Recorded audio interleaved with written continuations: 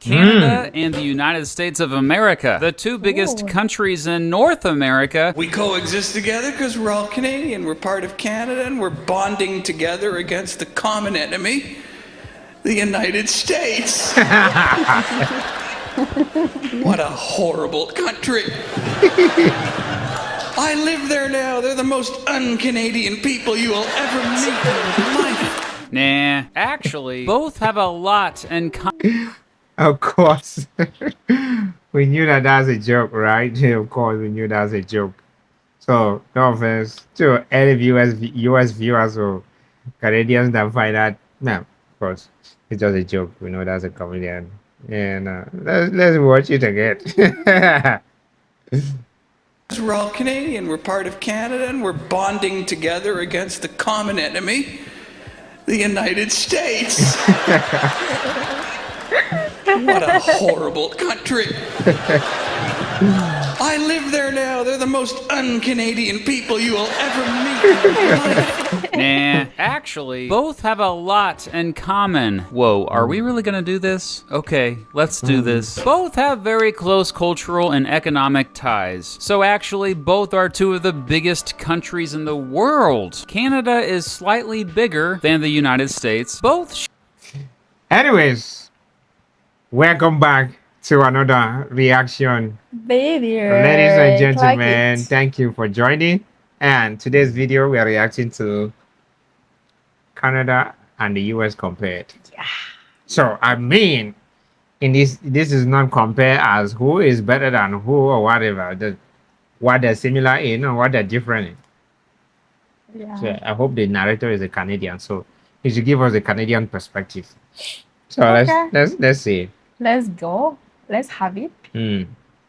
Canada is slightly bigger than the United States. Both share the world's longest border between two countries. The border stretches 5,525 miles, or 8,891 kilometers. Yeah, while Jesus. Canada has officially adopted the metric system as a whole, the United States is only one of 3 countries in the entire world that hasn't. That said, plenty of Canadians don't always use the metric system to measure stuff, and plenty of Americans do often use the metric system. Anyway, let's stick with more similarities first, okay? Both are Okay. two of the wealthiest, most developed countries in the world. Immigrants have flocked to both countries for economic opportunity for centuries, which is why major cities in both are some of the most ethnically diverse in the world. Both have mixed economies and have a progressive tax system on income. However, Canadians definitely pay higher taxes overall. Oh, lots of trading be going on between the two. The United States is Canada's largest trading partner. In Canada,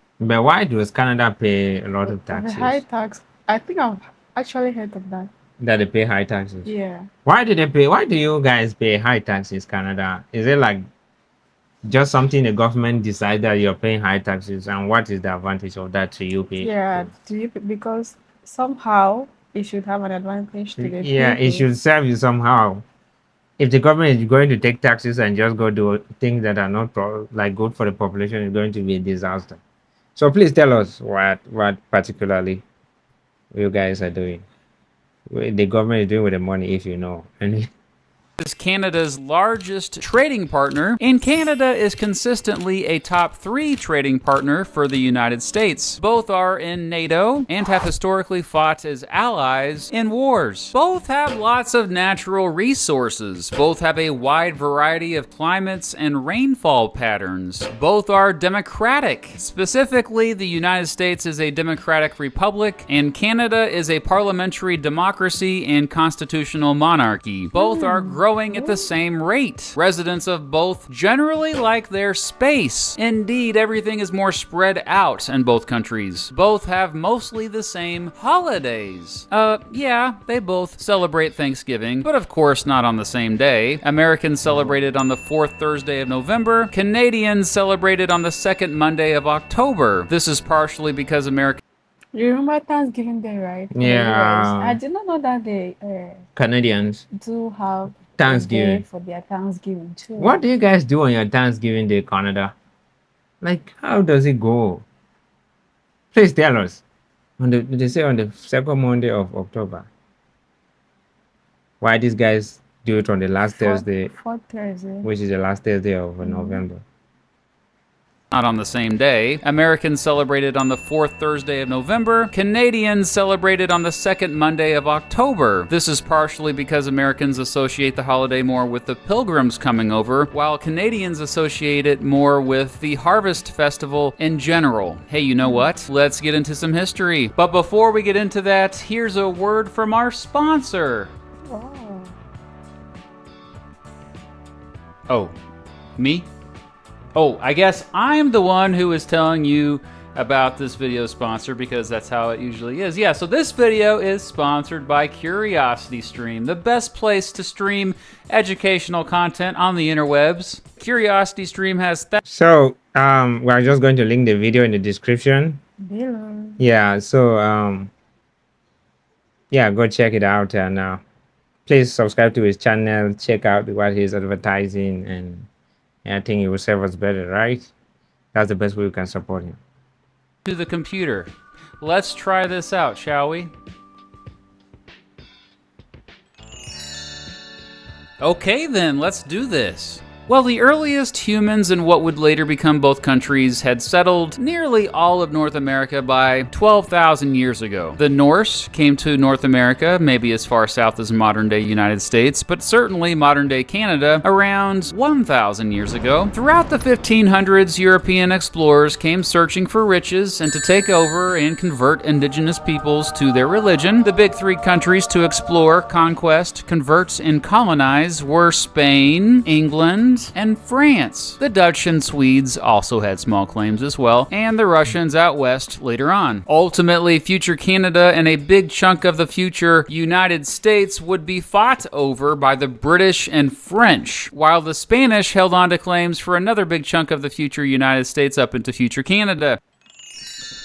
By the early 1700s, around a few thousand Spanish, 16,000 French, and 300,000 English settlers lived in modern-day United States and Canada. That alone should tell you the direction the future would go. But first, a few wars between France and Britain. The biggest one, the 7 Years' War, well, specifically the French and Indian War, led to Britain taking over all previously held French territory in mainland North America. Britain was feeling pretty good about themselves until 13 of its colonies decided to all up and declare independence a few years after this. Today, Americans celebrate July 4th, 1776, as their country's birthday, as that was the day the Second Continental Congress adopted the Declaration of Independence. After the American War of Independence, Britain lost most of its North American colonies, but it did hold on to future Canada. Many of the Loyalists during that war, or folks who wanted to stay loyal to Britain, ended up fleeing the United States to future Canada. The United States was truly an experiment. It was the first government that went all in for the Enlightenment ideals of liberalism and republicanism, completely rejecting royalty and the aristocracy, while calling for prioritizing the protection of natural rights. It was the first major group of colonies to successfully revolt against colonial rule and inspire the rest of the world. Meanwhile, in 1791, Britain established Upper Canada and Lower Canada. Lower Canada still had a predominantly French population. I've been trying to actually understand the difference between Lower Canada and Upper Canada. I know that's something that used to be like before, right? Yeah. Have you heard of it? No. Yeah, I have heard of Lower Canada and Upper Canada. From where? From Yeah, this channel. Yeah, explain to me now. Yeah, I don't really have much information yet. Yeah. Yeah, I'll get the information for it.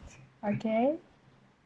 I thought that you knew something about it. That's why I asked. Lower and Upper Canada. Yes. I think this is something of the past. That's what I'm asking. Yeah, it's actually something of the past. It's not what is in the present now. That's why you might not Yeah. have a clue on Lower Canada. Lower Canada still had a predominantly French population. Also by that time, there were the colonies of Nova Scotia and New Brunswick. In 1803, the United States bought Louisiana from France, doubling the size of the country. Now let's jump ahead to the War of 1812. Most Canadians today know all about the War of 1812 and love to point out how this was the war when the British forces burnt down the White House. Most Americans barely know anything about the War of 1812, so hey, Americans, why don't you educate yourselves on it, okay? Mr. Betts has just released a video about it over on his new channel, Drawn of History. Go watch it right now and come back, or watch it later or something. I don't know. This is a collaboration, okay? Yes, we plan to release these videos at the same time. It's a conspiracy. Anyway, yeah, so the future Canadians and Americans battled it out in the War of 1812, but really, it was a draw. One thing for sure,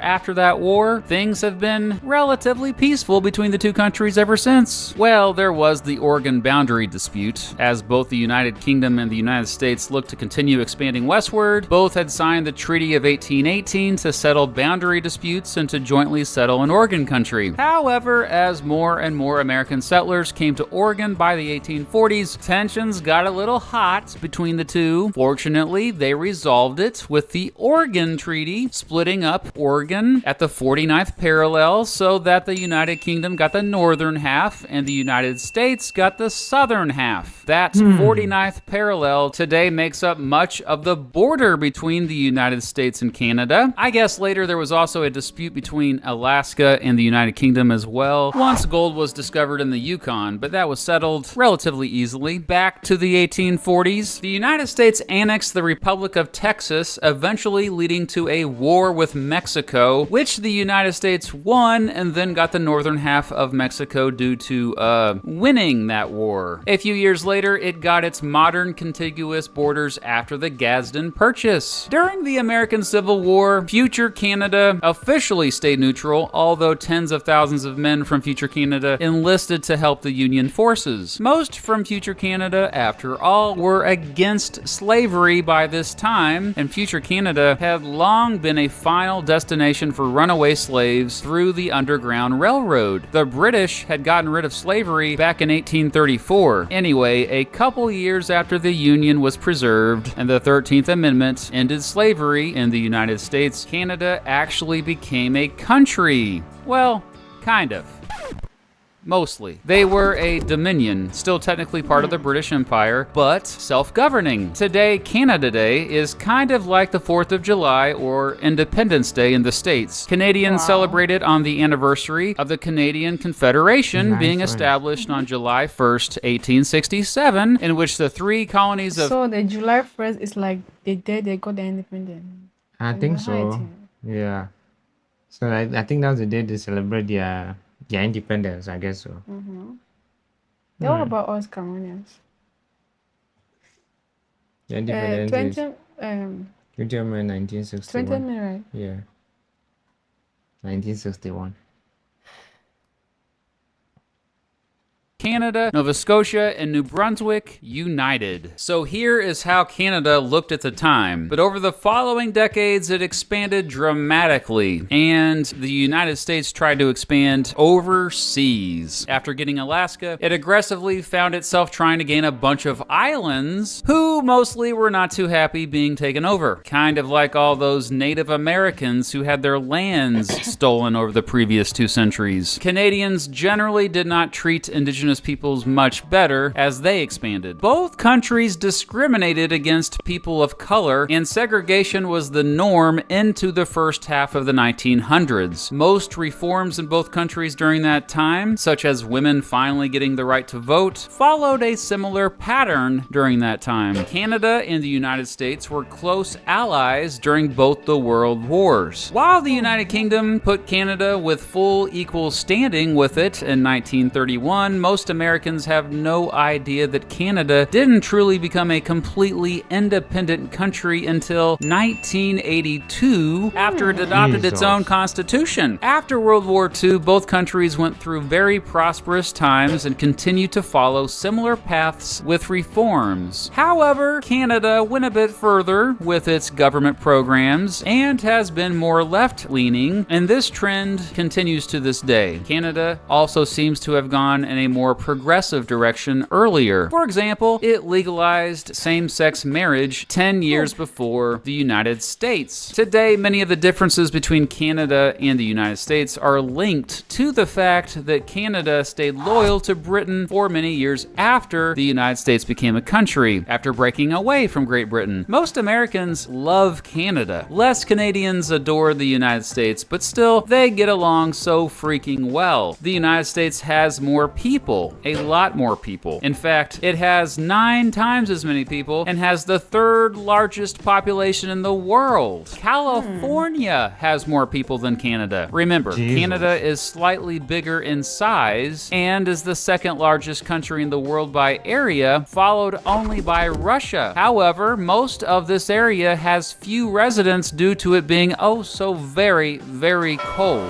90% of Canadians actually live within 100 miles of the US border. And yeah, let's look at the climate more closely. Canada is perhaps obviously colder being further north, even if you include comparing it to Alaska. Most of Canada's climate zones are affected by very cold air from the Arctic region. There are exceptions. Along the southwestern coast of Canada, there is mostly an oceanic climate. Much of He didn't mention of comparing Canada with one of the United States. I saw 39 million. I think maybe that was then, but as of now, Canada have evolved to already more than Yeah, but I think 41, 42 million. at that stage, the U.S. state of California would have also evolved too, right? It was still gotten population too. Yeah. Yeah, and I think that is something of the past. So I think right now they should be almost the same or very close to each other. the southwestern coast of Canada, there is mostly an oceanic climate. Much of southern Canada has various types of continental or arid climates. However, the vast majority of Canada is subarctic, and much of it is also tundra. The furthest northern areas of Canada are even permanently under ice. The United States is obviously warmer overall, but basically has every climate zone imaginable, from the rainforests of Hawaii to the tundra of Alaska, from the humid subtropical climate of most of the South and part of the Midwest, to the deserts of the western portions of the country. Heck, you'll even see several different climate types within one state. The wettest parts of the country get as much as 275 inches of precipitation each year. On the other hand, Death Valley, which is often not only the driest but hottest place in the country, barely gets more than 2 inches of precipitation each year. Canada has just as crazy of difference. The driest parts of the country up in Nunavut get just over 3 inches of rain each year, and Henderson Lake on Vancouver Island gets more than 287 inches each year. It gets more rainfall. Henderson Lake. Why is it called Henderson Lake? Yes, I remember the person that's called the last goal, that match that we reacted to. Yeah, His name was actually Henderson. you know Henderson. From the internet. Yeah, but you know him. I know him from the internet. I don't know him in person. Right, you know the name Henderson, right? Mm-hmm. Cool. He's my friend.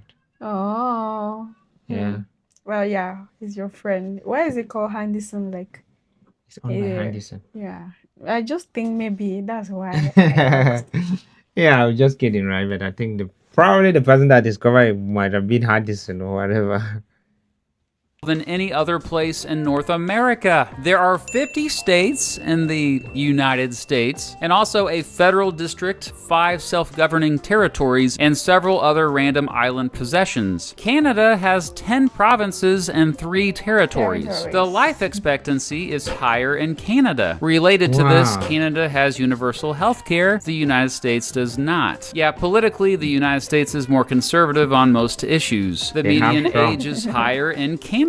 Canada has 2 official languages, English and French. The majority of Quebec residents speak French as a first language. The United States has no official language, but the 2 most common languages are English and Spanish. The poverty rate is higher in the United States, although Canadians measure their poverty rate differently, so perhaps that is misleading. The United States also has Like, seriously?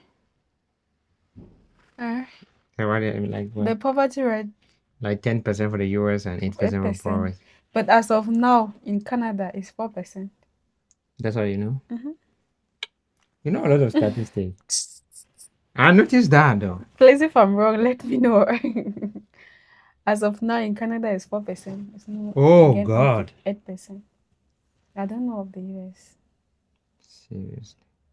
worse debt as a percentage of GDP. However, the median household income is higher in the United States. Football, or American football, that is the most popular sport in the United States, whereas ice hockey is the most popular sport Yeah. in Canada. Major League Baseball and the National Basketball League both have 29 American teams and 1 Canadian team. Those Canadian teams in both leagues are based in Toronto, which indeed is a city that feels like it actually could be in the United States. The cost of living is generally higher in the United States. At the time of this recording, 1 Canadian dollar was worth about 76 cents, meaning Americans visiting Canada get more of a better deal. Normally, there is lots of movement going back and forth between the countries, but less so, obviously, during the COVID-19 pandemic. Speaking of the pandemic, Canada has fared with it better than the United States. Canadians are generally less religious. For those who are religious, more identify as Roman Catholic, whereas in the United States, more identify as Evangelical Protestant. A higher percentage of Canadians have college degrees, although the United States is known for having some of the best colleges in the world, and yeah, Canada spends more on education. Despite agriculture being much more of a big deal in the United States, more Americans live in urban areas. Sure, almost 80% of Canadians live in urban areas, but 80% of the entire country is uninhabited. Most of Canada is straight up wilderness, and it has more wilderness than any other country other than Russia. Just about 18% of the United States is wilderness. Major industries in Christ. Canada include mining, healthcare, manufacturing, and transportation. Major industries in the United States also include healthcare and manufacturing, but additionally, technology and retail. According to the World Happiness Report, Canadians are happier than Americans. Canada is known for Tim Hortons. The United States is known for Dunkin' Donuts and Starbucks. Starbucks. Well, dang, while we're at it, the United States is known for so many freaking brands. 3 of the 5 biggest companies in the world, Walmart, Amazon, and Apple, are all based there. Probably the most well-recognized symbol of the United States is the bald eagle. The most Yeah. well-recognized symbol of Canada, the maple leaf. It's Maple even on the leaf. flag. The American flag has 13 stripes that represent the original 13 colonies and 50 stars that represent the 50 states of the Union. The United States has a much bigger military. In fact, it easily has the largest military in the world. No other country even comes close. Marijuana is completely legal in Canada, but in some American states it's still illegal. Canada has less violent crime. The United States has a higher percentage of its own citizens in prison than any other country in the world.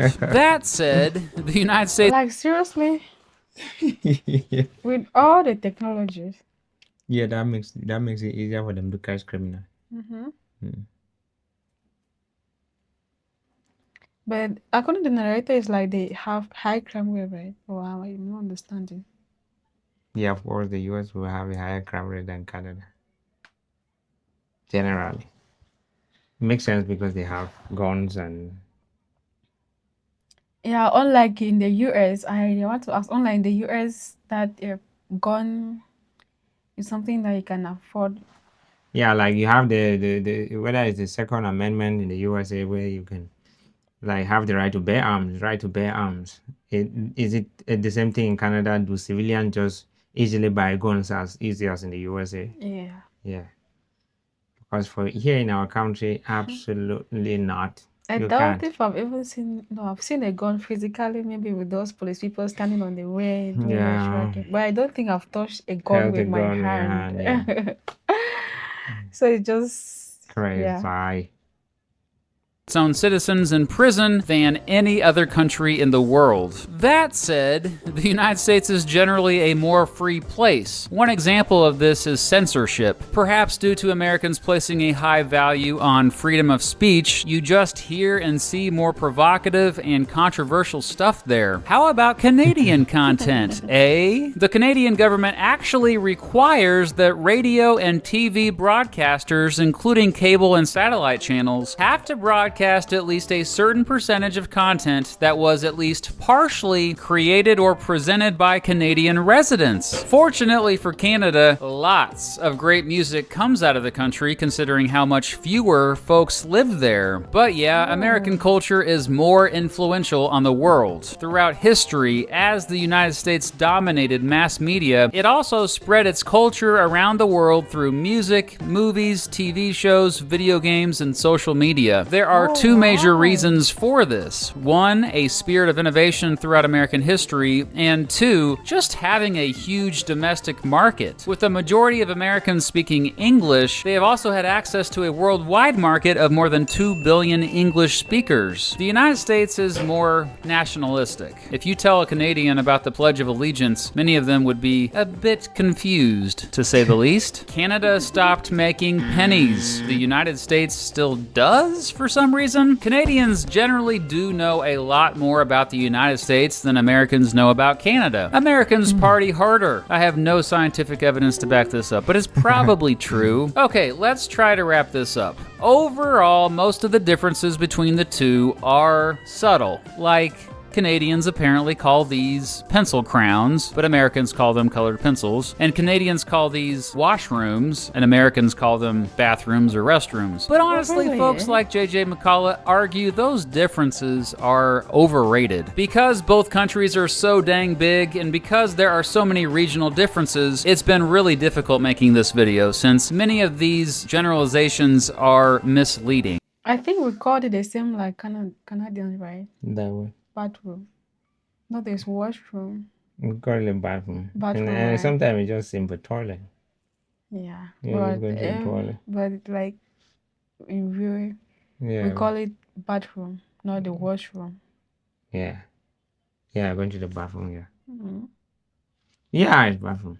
Undoubtedly, the United States remains a superpower in the world, and Canada is often in its shadow. However, both continue to thrive and really do depend on each other. And yeah, they really are two of my favorite countries. I mean, no surprise, right?